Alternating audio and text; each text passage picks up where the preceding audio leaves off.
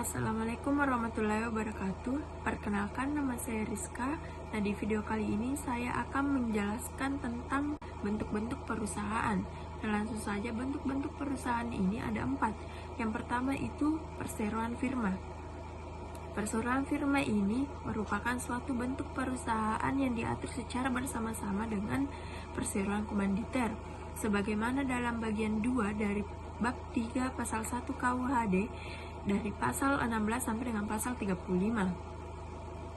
Nah, menurut pasal 22 KUHD, perseroan firma ini harus didirikan dengan menggunakan akta autentik, di mana akta autentik ini merupakan akta yang dibuat atau disediakan oleh notaris.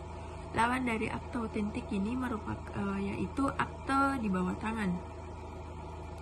Kemudian bentuk perusahaan yang kedua yaitu CV atau komanditer venoskop. CV ini merupakan suatu perseroan yang menjalankan suatu perusahaan yang didirikan oleh satu orang atau lebih, yang dimana mereka saling tanggung-menanggung bertanggung jawab pada suatu pihak. Kemudian satu atau dua orang atau lebih sebagai pelepas uang pada pihak lain. Kemudian bentuk yang ketiga yaitu PT atau perseroan terbatas. PT ini merupakan suatu bentuk perusahaan yang berarti PT yang bisa melakukan perbuatan-perbuatan hukum seperti manusia. PT ini juga bisa memiliki suatu kekayaan dan juga bisa memiliki hutang. PT ini memiliki 4 macam, satu PT terbuka, PT tertutup, PT umum, dan PT perseorangan. Bentuk perusahaan yang keempat yaitu koperasi, di mana koperasi secara umum ini berarti suatu perkumpulan seseorang yang secara sukarela berkumpul yang bersatu untuk memperjuangkan kesejahteraan ekonomis mereka, yang dimana mereka membangun sebuah perusahaan yang dikelola secara demokratis. Nah, di dalam koperasi ini ada 3 syarat. 1 syarat koperasi primer, kedua sekunder, ketiga simpan pinjam. Syarat koperasi primer ini yaitu syarat yang dimana mereka memberikan suatu akta pendirian koperasi baik secara tertulis maupun secara elektronis kepada menteri. Kemudian syarat koperasi sekunder.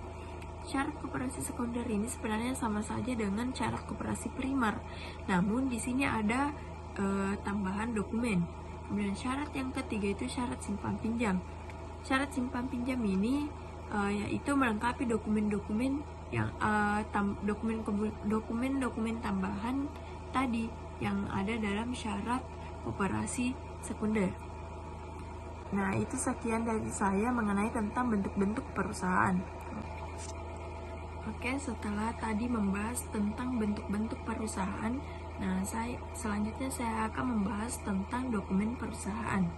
Untuk suatu pengembangan perusahaan yang menurut Undang-Undang Nomor 8 pada tahun 1977 tentang dokumen perusahaan yang terdiri dari 6 bab dan 31 pasal. Nah, urutan yang pertama itu bab 1, di mana ini tentang ketentuan umum yang terdiri dari 7 pasal, mulai dari pasal 1 sampai pasal 7. Kemudian urutan yang kedua yaitu bab 2 mengenai tentang pembuatan catatan dan penyimpanan dokumen perusahaan yang terdiri dari 4 pasal, mulai dari pasal 8 sampai dengan pasal 11. Kemudian urutan yang ketiga yaitu bab 3, ini tentang pengalian bentuk dokumen dan legalitas, di mana ini terdiri dari 6 pasal, mulai dari pasal 17 sampai dengan pasal 22. Urutan yang keempat yaitu bab 4, di mana ini mengenai tentang pemindahan, penyerahan, dan pemusnahan dokumen perusahaan. Nah, ini terdiri dari 6 pasal, mulai dari pasal 17 sampai dengan pasal 22. Kemudian urutan yang kelima yaitu bab 5. Ini itu tentang ketentuan peralihan yang terdiri dari 4 pasal, mulai dari pasal 23 sampai dengan pasal 27.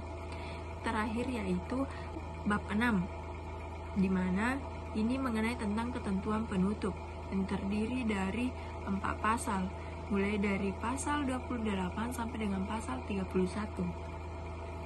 Sekian dari saya penjelasan mengenai tentang dokumen perusahaan. Terima kasih. Assalamualaikum warahmatullahi wabarakatuh. Pertama-tama saya akan memperkenalkan diri saya. Perkenalkan, saya Husna Amelia, Prodi Hukum Bisnis. Ya, pertama-tama kita buka dengan JJ ya guys ya.